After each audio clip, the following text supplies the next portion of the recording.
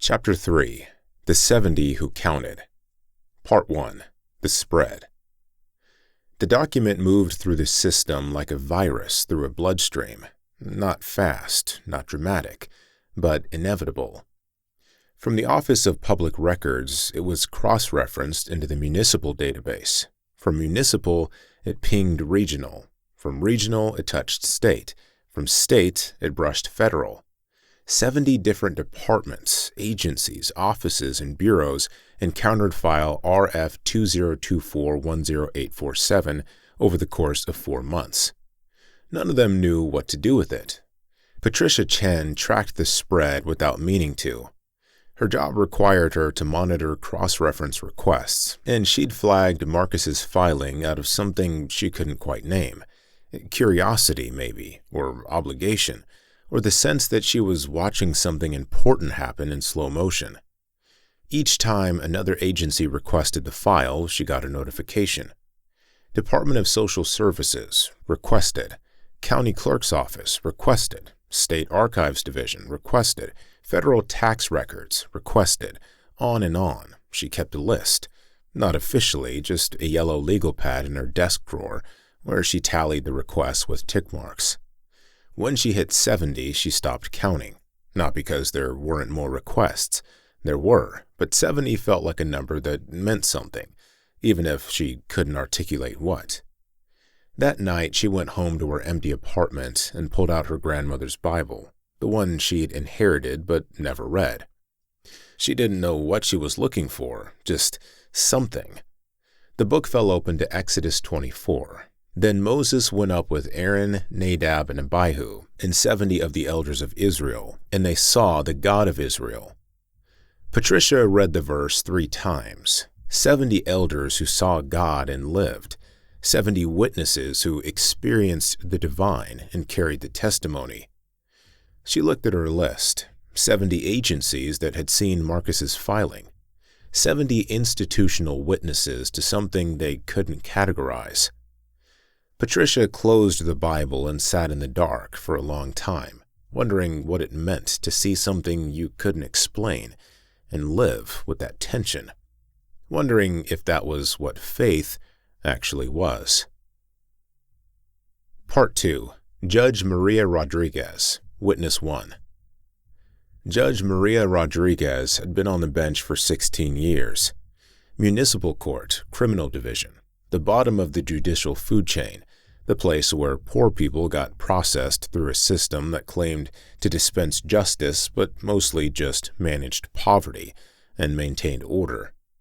She'd seen it all: shoplifting, assault, drug possession, prostitution, driving with a suspended license, failure to appear, violation of probation. The same people cycling through over and over. The system called it recidivism. Maria called it failure. Not the defendant's failure, though the system certainly blamed them. The system's failure, the city's failure, the country's failure to address poverty, addiction, mental illness, trauma, and the 1,000 other things that funneled people into her courtroom again and again like water circling a drain. She did what she could: diversion programs, treatment courts, creative sentencing that focused on restoration rather than punishment. But she was one judge in a system built on other principles. A system that measured success in conviction rates and compliance percentages. A system that turned human lives into data points and called it justice. Maria was tired, bone-tired, soul-tired, the kind of tired that sleep didn't fix. She'd started drinking more. Not enough to be a problem, she told herself, but enough to take the edge off, enough to stop the faces from haunting her dreams. The young woman who'd traded sex for drug money and sobbed in the dock. The veteran with PTSD who'd assaulted someone during a flashback. The teenager who'd stolen a car because he had no other way to get to the job that was supposed to keep him out of juvie. All of them measured, all of them sorted, all of them categorized and sentenced, according to rules that Maria increasingly suspected missed the entire point of whatever justice was supposed to be. And then Marcus Ellison's case appeared on her docket, except it wasn't exactly a case. It was a cross-reference query from the state sentencing database. Routine. They ran these queries whenever someone with a criminal record had any interaction with official systems, employment, housing applications, anything that required a background check. Marcus Ellison, 8 years served, Folsom, released 33 months ago. Clean since release, no violations, no arrests, no contact with the system. The query should have closed automatically. Instead, it flagged. Not for anything wrong, just flagged. Maria clicked into the file to see what had triggered the alert, and there it was. A notation in the public records database, cross-referenced to the sentencing file. Accounted for. No explanation, no statute reference, no code. Just those 2 words. Maria stared at her screen. In 16 years on the bench, she'd never seen that status. She pulled up the municipal code reference guide, searched for accounted for. Nothing. She searched the state database. Nothing. Federal. Nothing. The status code didn't exist in any official documentation. Yet here it was, attached to Marcus Ellison's record, marked with a timestamp from 3 months ago. Maria did what judges do when something doesn't make sense. She dug deeper.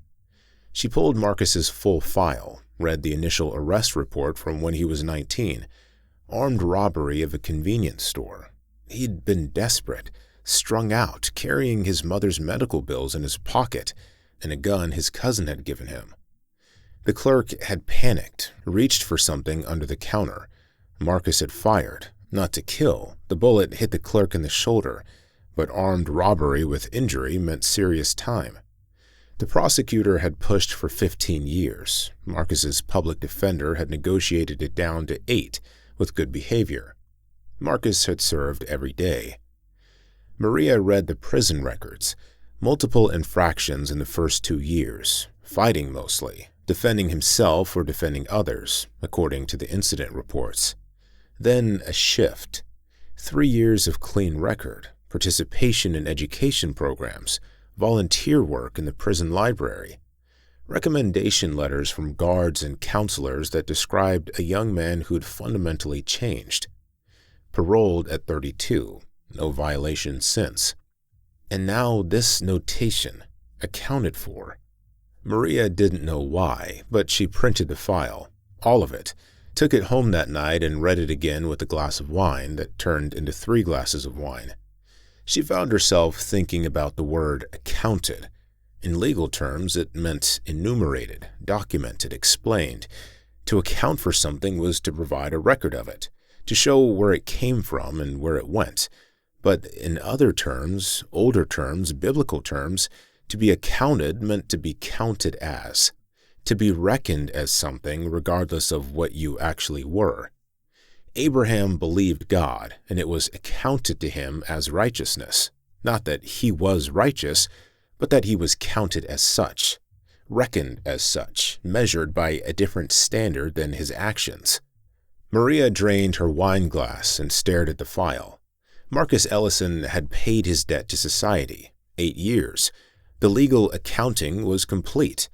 But this notation suggested a different kind of accounting, one that didn't care about time served or rehabilitation metrics or recidivism statistics, one that simply counted him. As what? Maria didn't know, but the notation felt like an ending, like something had been satisfied, not by punishment or rehabilitation, but by recognition. Part 3. The courtroom that couldn't proceed. 2 weeks later, Marcus Ellison appeared in Maria's courtroom, not as a defendant, as a character witness. One of the men from his literacy class, a young guy named Devin, 24, in on his 3rd possession charge, had listed Marcus as a reference for a treatment program. The prosecutor was pushing for jail time. Devin's public defender was fighting for probation with mandatory treatment. Standard stuff. Except when Marcus walked into the courtroom, something shifted. Maria felt it immediately. The quality of attention in the room changed. Not dramatically. Marcus didn't command presence like people with charisma or authority did. But people noticed him, really noticed him. The bailiff stood a little straighter. The court reporter looked up from her machine. Even the prosecutor stopped shuffling papers. Marcus took the stand. The public defender, a young woman named Amanda Chen, no relation to Patricia, asked him to state his relationship to the defendant. "I teach a literacy class at the community center," Marcus said. "Devin's been coming for 6 months. He's a good student, works hard." "And in your observation, has Mr. Williams demonstrated commitment to change?" "Yes, ma'am." "Can you elaborate?" Marcus looked at Devin, who was sitting at the defense table trying to look smaller than he was, the posture of someone who'd learned early that taking up space was dangerous. "Devin's been trying to change for longer than 6 months, Marcus said. "But trying and succeeding are different when you're fighting something bigger than yourself. He needs help, not punishment." The prosecutor objected. "Your Honor, this is opinion testimony, not fact-based." "Overruled," Maria heard herself say. "Continue, Mr. Ellison." She didn't know why she'd said that. The prosecutor was technically right, but something in her wanted to hear what Marcus had to say. Marcus turned to look at her directly. His eyes held something she'd seen before in the file she'd read late at night, with too much wine. A depth that came from surviving things that should have destroyed you. "Your Honor," Marcus said quietly, "the question isn't whether Devin deserves treatment or jail. The question is whether this court believes change is possible. Because if it is, you give him the chance. If it's not, you're just warehousing people until they die, or the system does." Silence in the courtroom. Maria should have held him in contempt, should have reminded him he was there to answer questions, not make pronouncements about the nature of justice. But she didn't. Instead, she looked down at her computer screen, at the case file displayed there, and watched as a line of text appeared below Devin Williams's name. Appeared without anyone typing it, without any command being entered. Accounted for. Maria blinked. The text was still there. She looked at her clerk. "Are you entering data into this file?" The clerk looked confused. "No, Your Honor, the file is locked during proceedings." Maria looked back at the screen. The notation remained, glowing softly as if it had always been there. She looked up at Marcus. He was watching her with an expression that wasn't quite a smile, more like recognition. Like he knew what she was seeing. "Mr. Ellison," Maria said slowly, "do you know what accounted for means?" "Yes, ma'am." "What does it mean?" Marcus was quiet for a moment. Then he said, "It means the debt is paid. Not by the person, by someone else. It means you're counted as whole, even when you're broken. As worthy, even when you've failed. As enough, even when you're not." "That's not how the law works," the prosecutor said. "No," Marcus agreed. "It's how grace works." Maria felt something crack open in her chest. 16 years of exhaustion, 16 years of watching a system grind people down, 16 years of knowing she was part of it, complicit in it, unable to change it. And here was this man, this ex-con, this nobody, standing in her courtroom and saying that grace existed, that people could be accounted for by something other than their crimes and their debts and their failures. She looked at Devin Williams, who was staring at Marcus like he'd just thrown him a lifeline. Maria made a decision that violated every principle of judicial restraint she'd been trained to uphold. "Case dismissed," she said. "Mr. Williams, you will complete the treatment program your attorney has proposed. Report to probation within 48 hours. Failure to comply will result in reinstatement of charges." The prosecutor stood. "Your Honor, the state objects." "Objection noted and overruled. We're adjourned." Maria hit the gavel once and left the bench before anyone could appeal, before she could second-guess herself, before the weight of what she'd just done could settle on her. She went to her chambers and closed the door, pulled up Marcus Ellison's file again. Accounted for. She didn't know what it meant. Didn't know who had the authority to make that determination. Didn't know if it was a glitch or a hack or something else entirely. But she knew, felt it in her bones, in her exhausted soul, that it was true. Some debts couldn't be paid by the debtor. Some accounts couldn't be settled by human effort. Some things required grace. And for the first time in 16 years, Judge Maria Rodriguez felt something that wasn't exhaustion. Hope. Part 4. Gerald Hammond, Witness 12. Gerald Hammond, supervisor of the Office of Public Records, had a problem. The problem was growing exponentially, and he didn't know how to contain it. It had started with Marcus Ellison's filing, In God We, that strange, incomplete fragment that Gerald had made the mistake of processing instead of rejecting. He'd hoped, that filing it would neutralize it, that by absorbing it into the bureaucracy, the system would render it inert. Just another piece of paper in an ocean of paper. That's not what happened. Instead, the filing had become active. Gerald didn't know how else to describe it. The document didn't physically do anything. It just sat in its file in the archive room, properly indexed, properly stored. But its effects spread. First, the accounted for notation had appeared in Patricia Chen's system. She'd told him about it during their weekly meeting, thinking it was a software bug. Gerald had assured her he'd look into it. He'd looked into it, found nothing. No code that could generate that text, no user with authorization to add custom statuses, nothing. Then the notation started appearing elsewhere. Not randomly. That's what disturbed Gerald the most. It wasn't a corruption spreading indiscriminately. It was selective, targeted, appearing beside specific names in specific files, people who were complete in their documentation, people whose records were thorough, accurate, properly filed, people who existed fully in the system's eyes, but only some of them.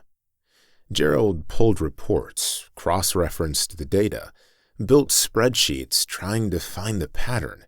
After 2 months, he found it. Every person marked accounted for had one thing in common. At some point in their record, their name appeared in proximity to Marcus Ellison's file. Not necessarily in direct connection. Sometimes it was just a cross-reference, a shared timestamp, a database query that touched both files simultaneously. But contact with Marcus's filing seemed to trigger something. Gerald sat in his office at midnight, surrounded by printouts, and tried to articulate what he was seeing. The filing was alive, not sentient, not conscious, but alive in the way a seed is alive, containing within itself the potential for growth, waiting for the right conditions to germinate. And it was spreading through the bureaucracy, like roots through soil, finding purchase in the cracks of the system, growing quietly beneath the surface. Gerald should have escalated this, should have reported it to his supervisor, to IT security, to someone with more authority and better answers. But he didn't, because the effect wasn't harmful. Wasn't corrupting data or crashing systems or exposing information. It was just marking people, noting them, accounting for them in a way that felt older than the database it appeared in. Gerald opened Marcus's original file, read the 3 words again. In God We. Incomplete. Waiting. He thought about his own life. 23 years managing public records, 23 years of categorizing human existence into administrative language, 23 years of reducing births and deaths and marriages and divorces and business ventures and property transfers into standardized forms, 23 years of accounting, but not being accounted for. Gerald lived alone, no wife, divorced 8 years ago, No kids, they'd never managed it. No hobbies to speak of, no close friends, just work and television, and the slow accumulation of days that felt identical.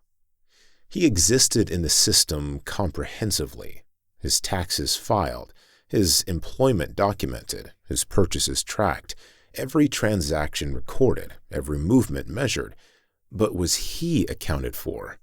Was anyone seeing him, or just processing him? Gerald closed the file, locked his office, walked out into the December cold, and for the first time in years, Gerald Hammond cried. Not from sadness, exactly. From loneliness, from the recognition that you could be completely visible to a system and still be utterly unseen. He went home, made tea, sat in his apartment that contained all the markers of a life, but none of the warmth, and he whispered into the silence, "I want to be accounted for."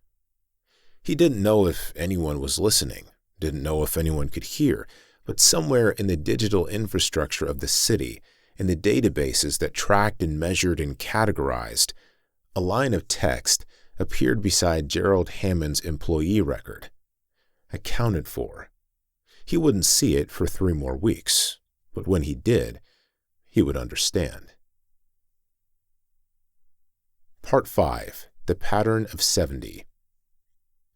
By the 6th month after Marcus's filing, 70 distinct individuals had encountered the document through their official duties. None of them had rejected it. None of them had fully accepted it. All of them existed in the tension of seeing something they couldn't categorize, understanding something they couldn't explain, knowing something they couldn't prove.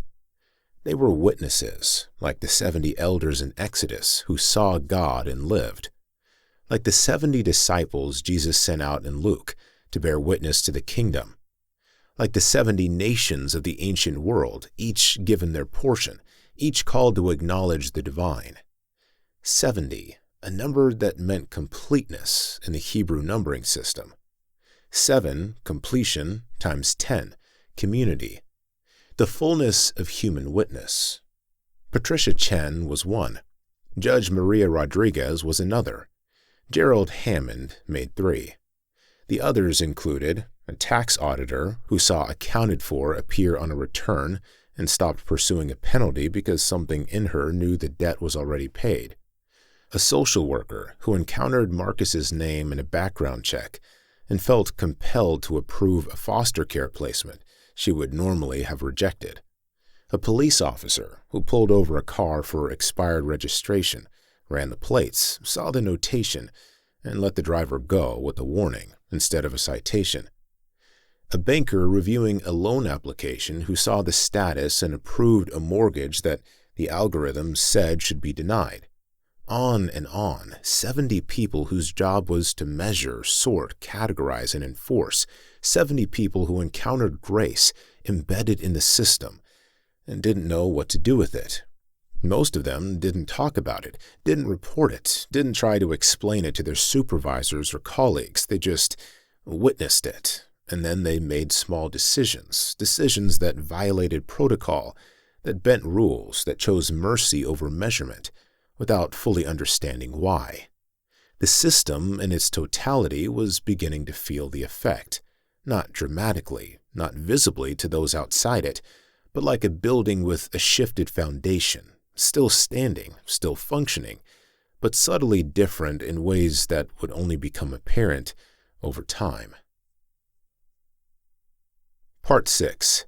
Councilwoman Diane Hutchins, Witness 23. Diane Hutchins had been on the city council for 12 years, District 7, the poor district, the district with the highest unemployment, the worst schools, the most crime, the district everyone used as an example of urban blight and nobody actually tried to fix. Diane had run for office believing she could change things, had won on a platform of economic development and community investment and all the other phrases that sounded good and meant almost nothing. She'd spent 12 years learning that the city council didn't actually run the city. The bureaucracy ran the city. The money ran the city council just managed public opinion and distributed whatever scraps the real power structures allowed to trickle down. It made her cynical, then bitter, now just tired. She was in her office reviewing the budget proposals for next fiscal year, a depressing exercise in triage where every gain in one area meant loss in another, and nothing ever actually improved, when her assistant brought in a constituent complaint. "Woman named Rosa Gutierrez," the assistant said. "She's asking about affordable housing allocations for District 7. Says we're being undercounted." Diane sighed. They were being undercounted. District 7 was always undercounted. The census missed people. The housing authority underestimated need. The budget algorithms assumed lower utilization than reality. Being poor meant being invisible to the systems that measured value. "Tell her I'm working on it," Diane said, the lie coming automatically after 12 years of practice. "She brought documentation," the assistant added, handing over a folder. Diane opened it without much interest. It would be the same story she'd heard 100 times, people falling through the cracks, systems failing to account for them, nothing she could actually fix. But this documentation was different. Rosa had done something Diane had never seen a constituent do.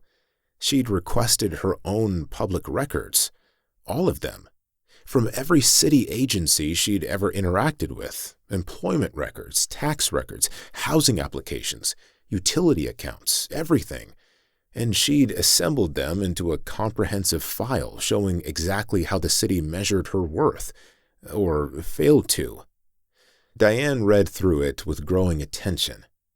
Rosa Gutierrez, 43, single mother of 3, worked as a cleaner at the law school, made $28,000 a year, had been denied affordable housing 3 times due to insufficient documentation, even though she had documentation of everything. The problem wasn't Rosa's record keeping. The problem was that the system measured income, but not labor, measured employment, but not hours, measured housing applications, but not need. Rosa existed comprehensively in the data, but she didn't matter to the algorithms that distributed resources. Until 3 months ago. Diane noticed a notation that appeared across all Rosa's recent records. Accounted for. No explanation, just those 2 words. Diane buzzed her assistant. "Did Rosa mention anything about a status change? Any recent updates to her records?" "No, ma'am. Just said she'd been seeing that notation on her documents and didn't know what it meant." Diane went back to the file, pulled up the cross-references, and found the source. A public records filing from 6 months ago. RF 2024-10847. She clicked through to the original document. "In God We," 3 words, filed by a man named Marcus Ellison. Diane stared at it for a long time. Then she did something she hadn't done in 12 years. She picked up the phone and called the housing authority directly, not through official channels, not as a councilwoman, just as a person who knew someone who needed help. "This is Diane Hutchins. I need to talk about a constituent who's been denied affordable housing. Her name is Rosa Gutierrez, and I'm telling you right now, we're approving her application." "Councilwoman, there are procedures." "I don't care about procedures. This woman has been working her ass off for 20 years in this city. She's raised 3 kids while cleaning toilets so lawyers can study in a nice environment. She's accounted for in every database we have, and it's time we accounted for her in the ways that matter."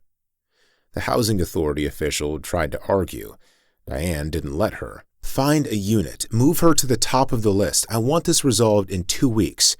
If you can't make it happen, I'll find someone who can." She hung up, sat back in her chair, and realized her hands were shaking. Not from anger, from something else, something that felt like the opposite of the cynicism she'd carried for 12 years. something that felt like faith in the possibility of actually helping someone instead of just managing expectations. Diane opened Rosa's file again, looked at that notation, accounted for. She didn't know what it meant in bureaucratic terms, but she knew what it meant in human terms. It meant, I see you. You matter. You count. And for the first time in 12 years, Councilwoman Diane Hutchins felt like her job might actually mean something. Part 7. The Meeting of Witnesses. It wasn't planned. No one organized it. But somehow, over the course of a month, 7 of the 70 found each other.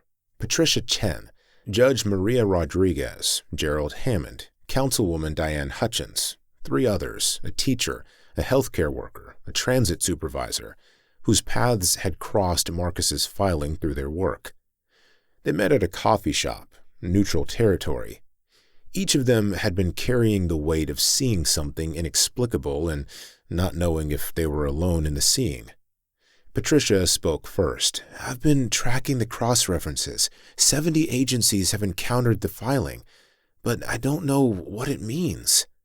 It means something, Maria said. I've seen it change outcomes in my courtroom, cases that should have gone one way going another, not because of evidence or law, because of something else.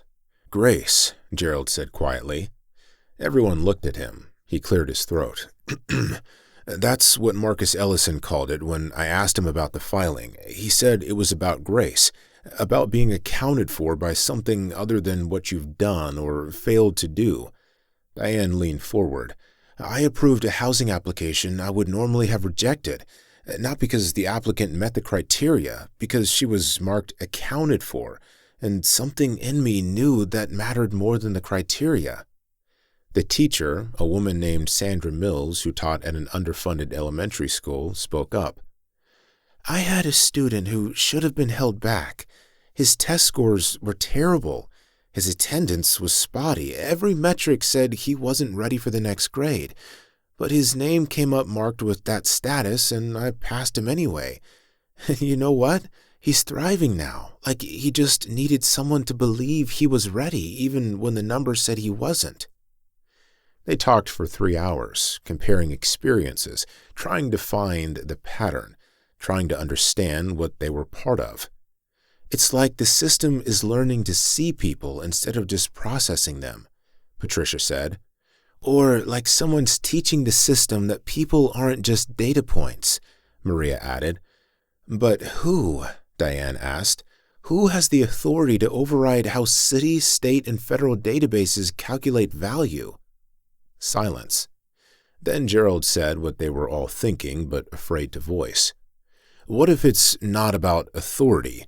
What if it's about truth? What if the notation is appearing because it's simply true, and truth doesn't need permission? More silence. Finally, Sandra spoke. My grandmother used to say that the kingdom of God is like a seed. You plant it, and it grows in ways you can't control or predict.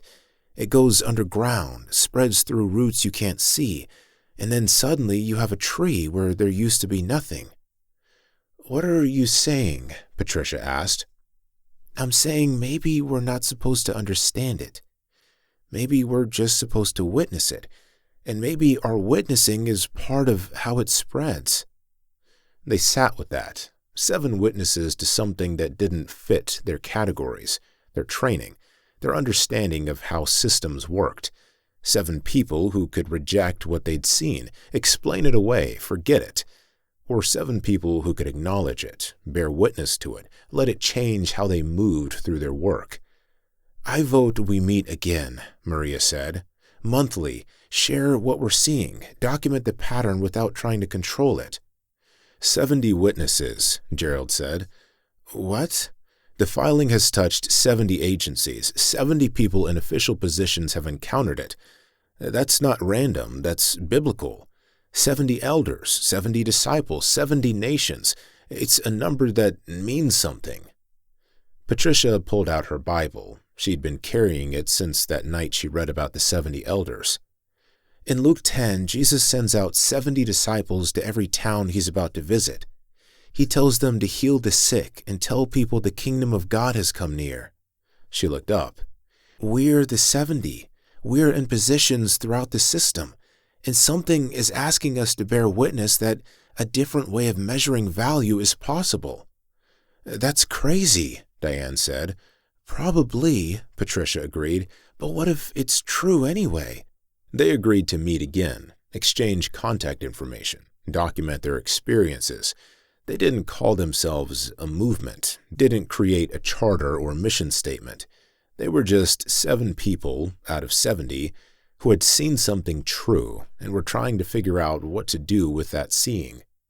As they left the coffee shop, Sandra asked the question they were all thinking. "Who is Marcus Ellison, really?" No one had an answer, but they all knew they needed to find out. Part 8. Marcus continues.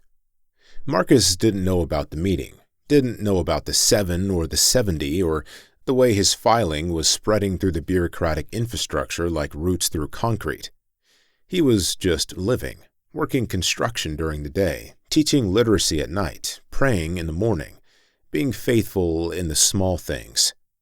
He'd been approached by a few people who'd seen the accounted for notation on their records and tracked it back to him. They wanted to know what it meant, if he'd done something, if he could do it for others. Marcus always said the same thing. "I didn't do anything. I just filed a testimony. What happens after that isn't up to me." Most people found that unsatisfying. They wanted method, process, steps they could follow. Marcus couldn't give them that. He only knew what God had shown him, that human beings were valuable not because of what they produced or accumulated or achieved, but because of whose they were.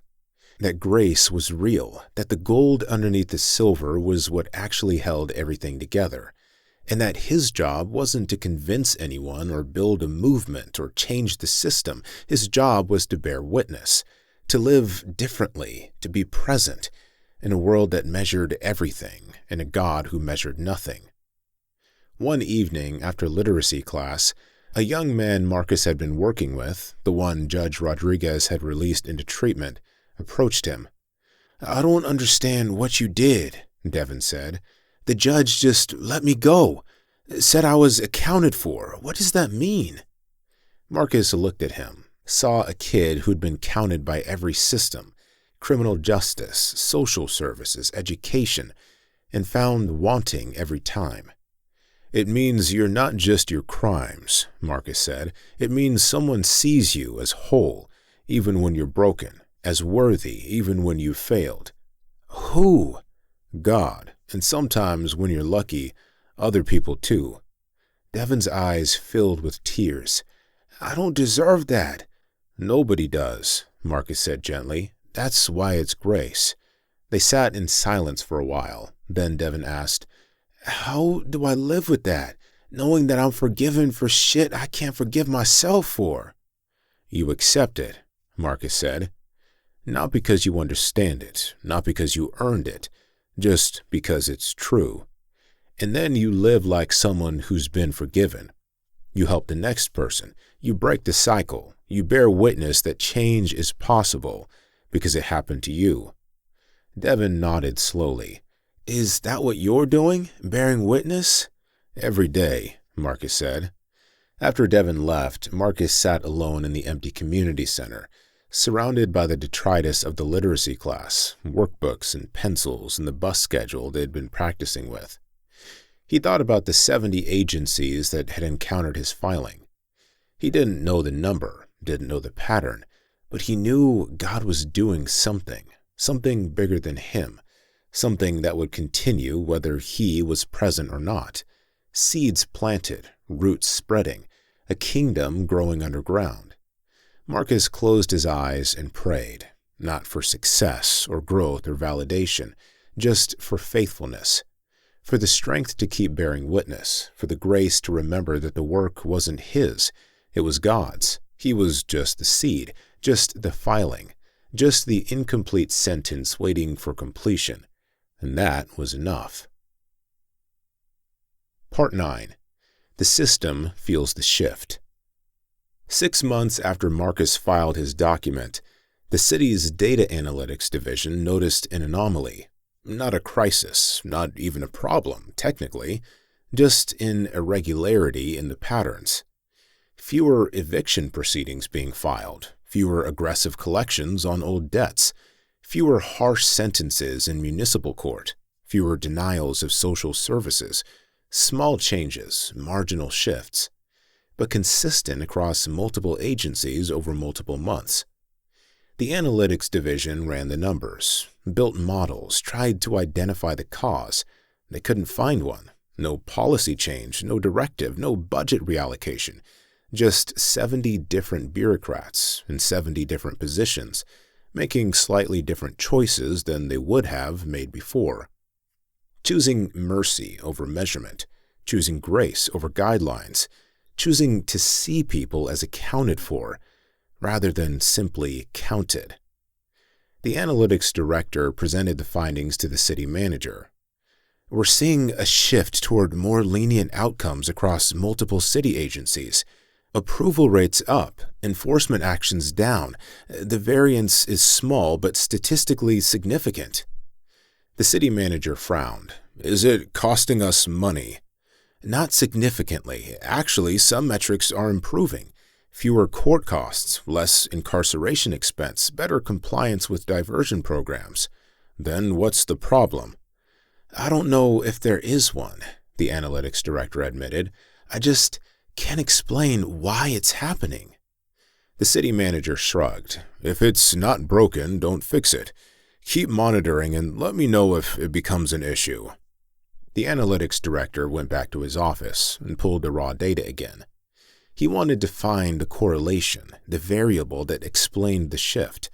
He built regression models, ran clustering algorithms, mapped the geographic distribution of the changes, and found something strange. Every agency showing the shift had one thing in common.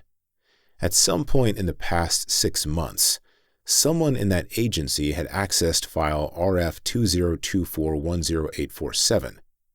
Marcus Ellison's filing.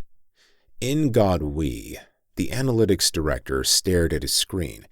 He was a data scientist. He believed in correlation and causation, in measurable inputs and predictable outputs. But the data was telling him that a 3-word filing by a nobody ex-con was somehow changing how the entire city bureaucracy treated people. That was impossible, except the numbers said it was happening. The analytics director did what good scientists do when faced with data that doesn't fit the model. He questioned his methodology. He ran the analysis again. Different parameters, different timeframes, different statistical approaches. Same result. Contact with Marcus's filing correlated with more merciful outcomes. The analytics director sat in his office until midnight, wrestling with the implications. If this was real, if a single document could shift the behavior of an entire bureaucratic system, then everything he thought he knew about how organizations worked was wrong. Organizations didn't run on philosophy or values. They ran on incentives and procedures and rules, except here was evidence that exposure to an idea, a truth, could change behavior without changing any of the official structures. The analytics director opened a new document and started writing. Not a report for the city manager, a personal reflection, a confession almost. I've spent my career believing that human behavior in organizational contexts is predictable and measurable, that systems run on rational self-interest, that people respond to incentives. But I am looking at data that suggests something else is possible, that exposure to truth, even incomplete, unexplained truth, can change how people move through their work, that grace might be transmissible, that witnessing transformation might transform the witness. I don't know what to do with this information. I don't know how to quantify it or systematize it or recommend policy based on it. But I know it's real because the data doesn't lie, even when it tells you impossible things. He saved the document, titled it, witness report number 1, and became, without knowing it, the 71st. The number was complete, the witnesses were in place, and the kingdom, the gold beneath the silver, was growing in ways that couldn't be measured but couldn't be denied. Marcus Ellison slept that night unaware that he had become, in the eyes of the system, what the prophets had always been: a disruption, a question, a seed planted in concrete, waiting for the foundation to crack.